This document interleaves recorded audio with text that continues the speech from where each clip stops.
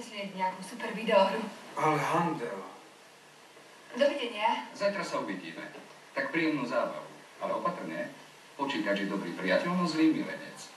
A veľmi náročný. Moja manželka vám to potvrdí. Dovidenia, pán Handel.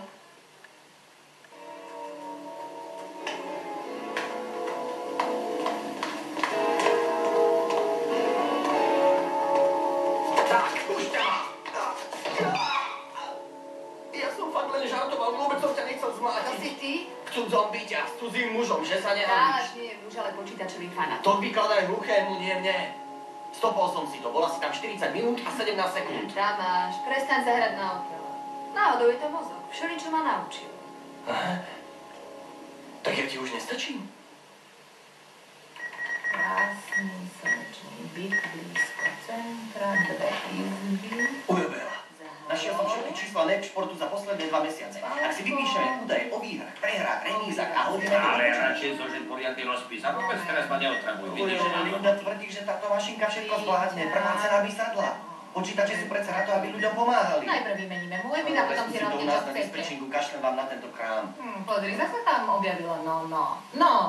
Linda!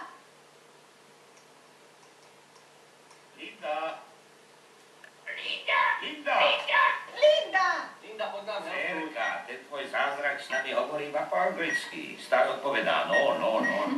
Aj počítač má len jedny nervy a neznáša diletantov. Ocko, mohli by ste mi ho na chvíľu požičať. Ako má človek vedecky pracovať, keď mu jeho najbližší ničia jeho pracovný nástroj? Linduška, chcela som do tej škatule vobchať svoj inzerát na výmenu bytu. Potom už vraj stačí len stlačiť gomby. A môžeš sa hneď sťahovať. Nie je to zase také jednoduché. Dávajte pozor. Vysvetlím vám to ešte raz, ale fakt už naposled. 10. riadok je rí. A je dolár. A týmto zapíšeme znakové zmeny. Je vám to jasné? 20. riadok slúži iba na to, aby sme titulky na obrazovke videli v rôznych farbách. 30. riadok zapíšeme meniace sa hodnoty reťazca.